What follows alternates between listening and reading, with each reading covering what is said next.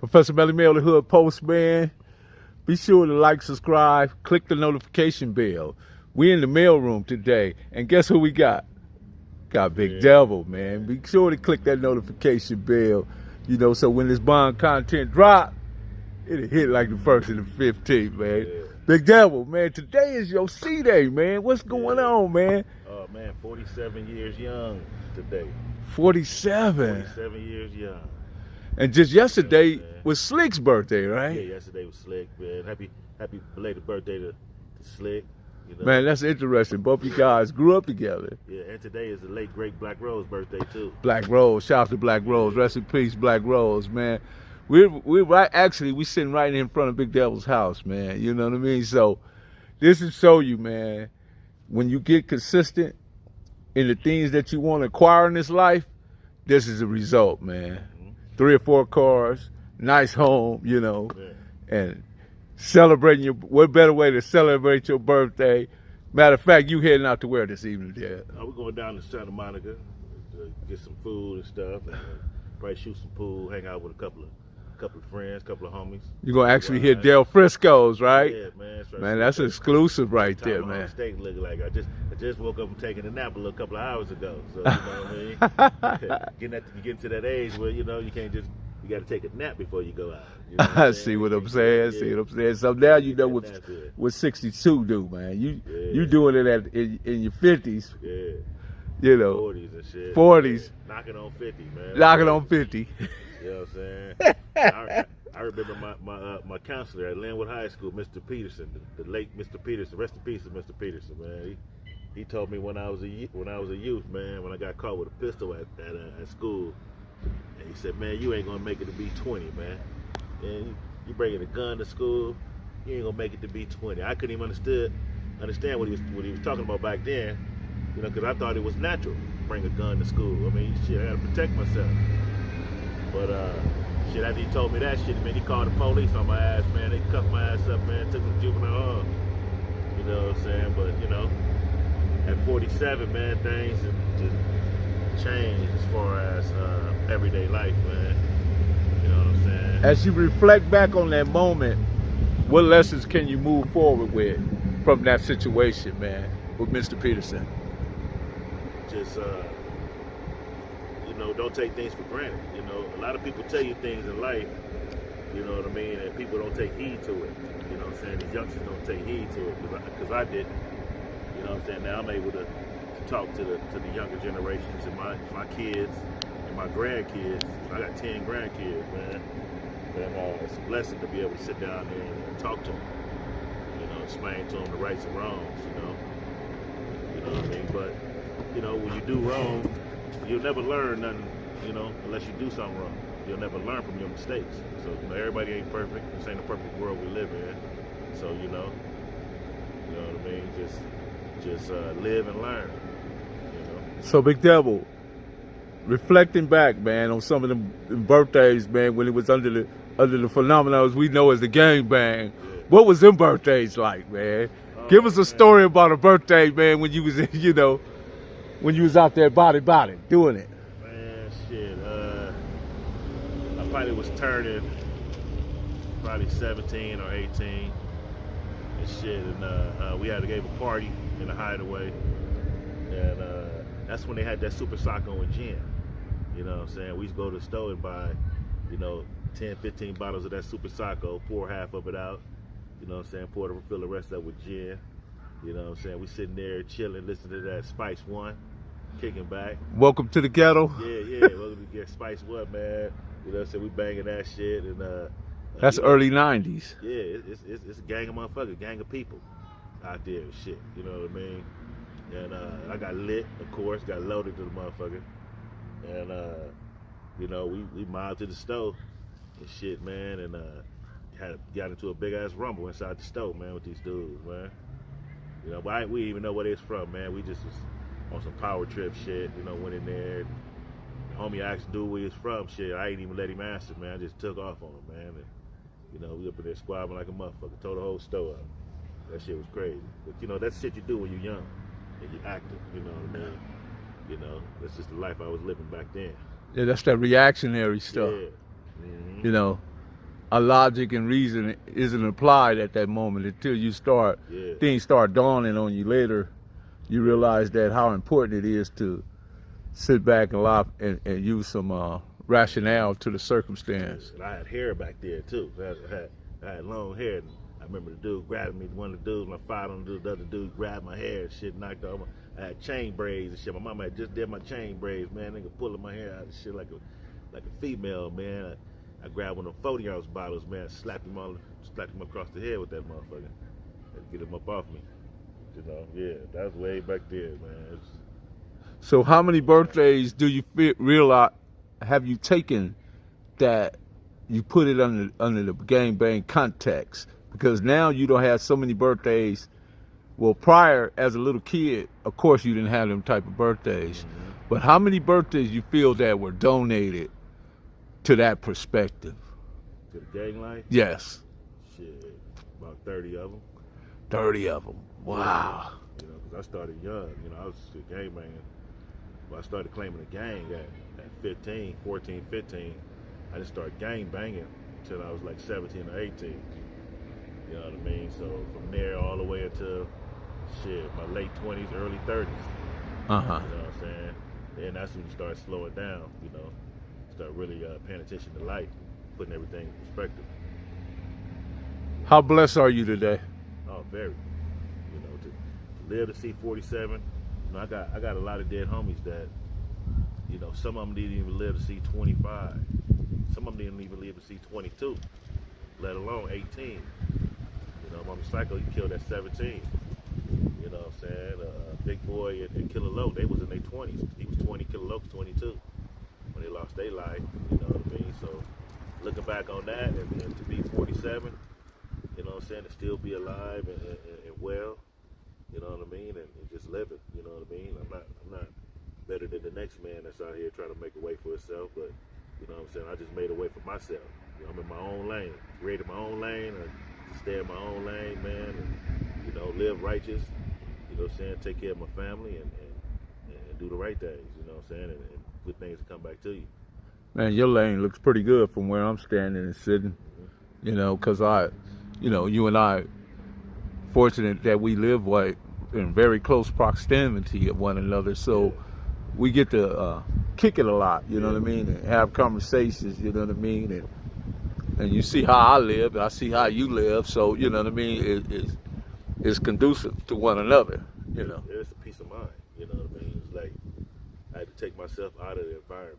I mean, I couldn't change my ways and change who I was to become who I am today if I would have still stayed in that same environment. You know what I'm saying? Because living in the hood, you know, you get involved in everything that's over there. And, you know, to have a certain reputation and the reputation that I held, you know, I held it at a higher standard. So, you know, didn't nothing happen over there without me knowing about it, you know. Not saying I'm no leader or nothing like that, but I always had my hands involved in everything that was going on in the hood. You know what I mean? So I was on the front line. You know what I mean? So I had to take myself out of that environment. I didn't even want to move. When my wife was saying move to where we're living at today, you know, I wasn't for that, you know. But then you realize, what point did you realize it was the best thing you ever did?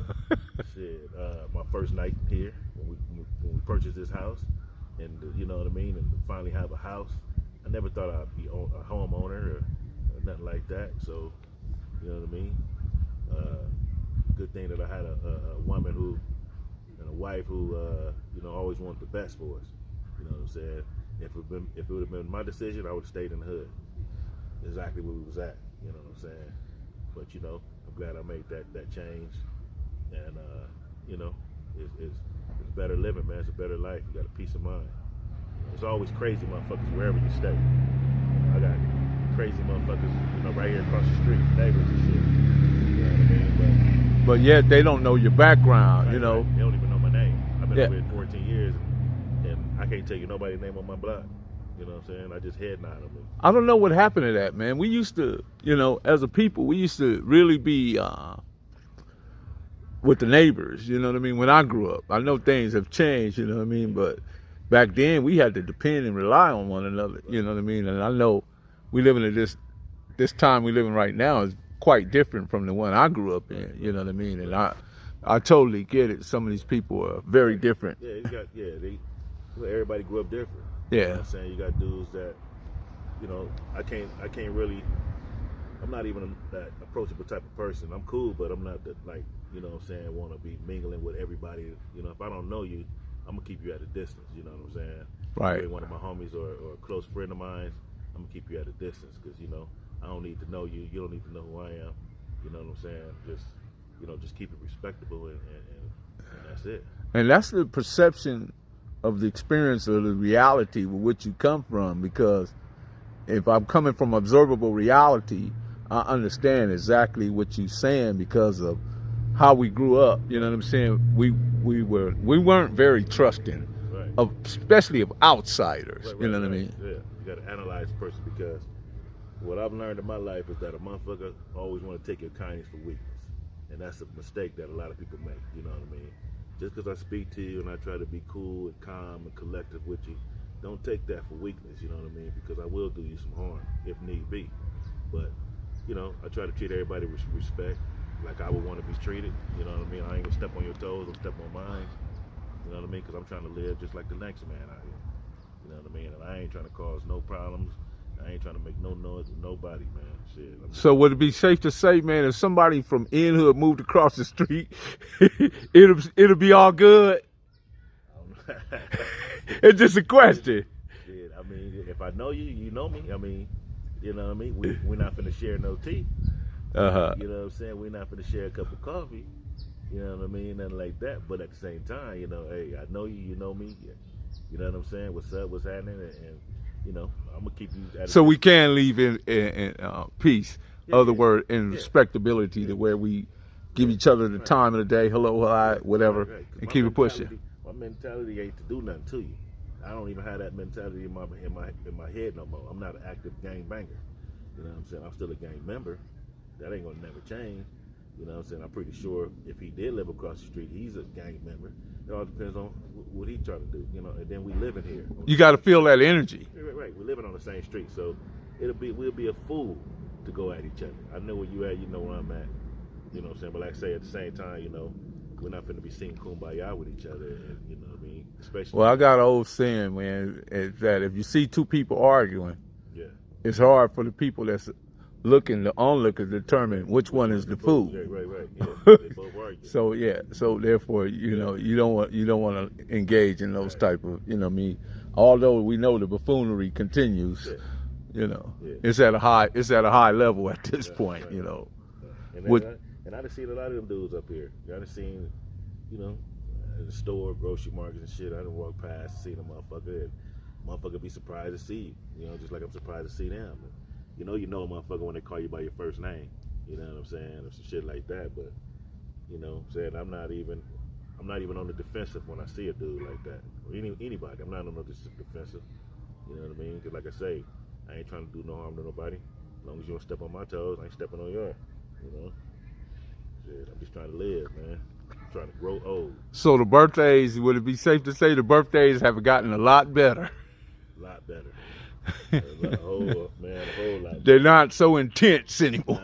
Nah.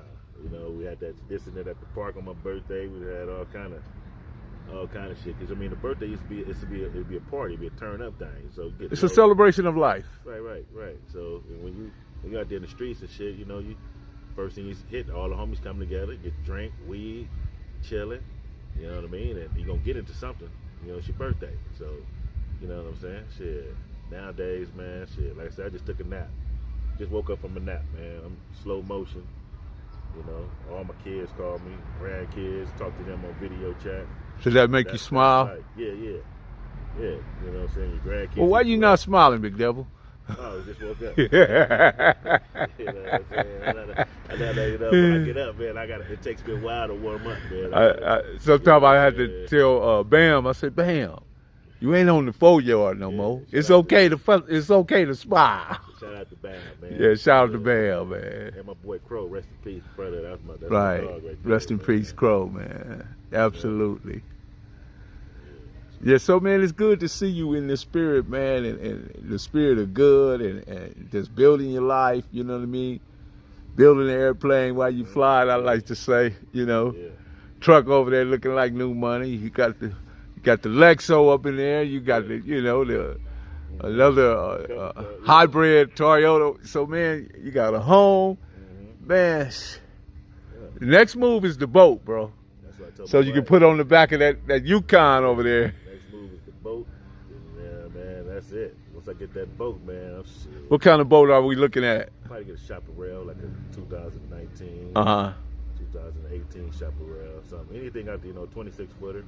So man, yeah, man, I'm gonna hold you to it, man. You gotta take me on the lake, bro. Yeah, I want to take my grandsons out there, man, and fish with them, and you know what I mean, shoot the shit with them and stuff like that. That's what I'm living for. I'm living for them. I already lived my life. See, this is what we call living right here, because Damu Kiwe, listen, this is the point where this is where you want to get to this level right here, to where you hear what he just said? He want to get the boat so he can take his grandkids out there and go fishing, man. Yeah. How amazing is that? Yeah, ain't nobody never took me fishing. You know what I'm saying? It took me skating, but ain't nobody took me fishing on no boat and stuff like that. You know what I mean? I want to do stuff like that. Something that create memories for them, for their life, so they can talk about it when they get my age. You know what I mean? Because I can't talk about that at my age because I didn't have that. Right. So I'm going to give them what I didn't have. Right. Just like my kids, I gave them everything that I didn't have.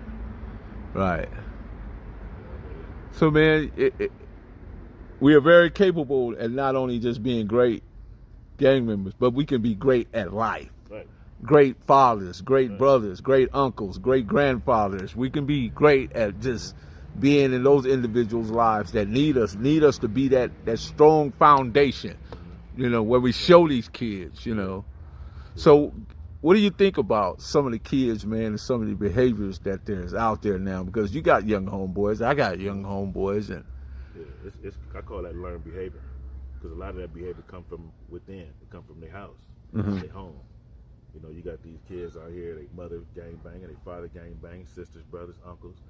I mean, 9 times out of 10, they're gonna be a gang banger. You know what I mean? Then you got people that's living in a home that's an abusive home. The mother's on drugs, the father's on drugs. They're gonna turn to the streets. You know what I mean? Because the streets gonna always welcome you in, no matter under any circumstances. The streets are gonna always welcome you in. They don't care if you. They don't care if you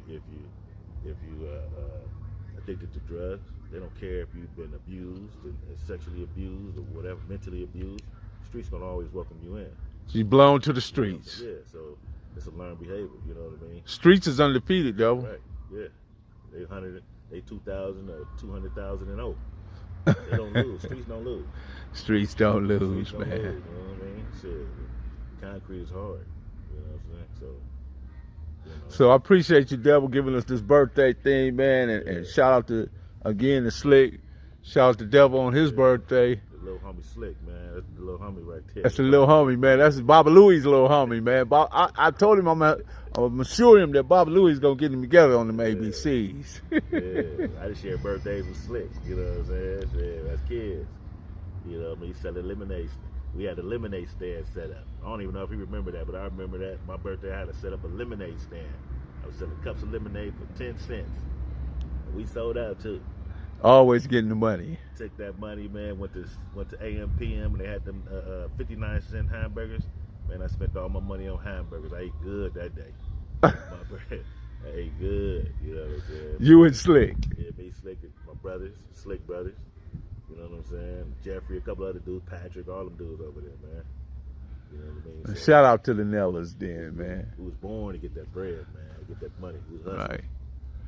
Right. See, this is how man. See, these relationships go back, and they're thicker and stronger than anything that the gangbang could produce.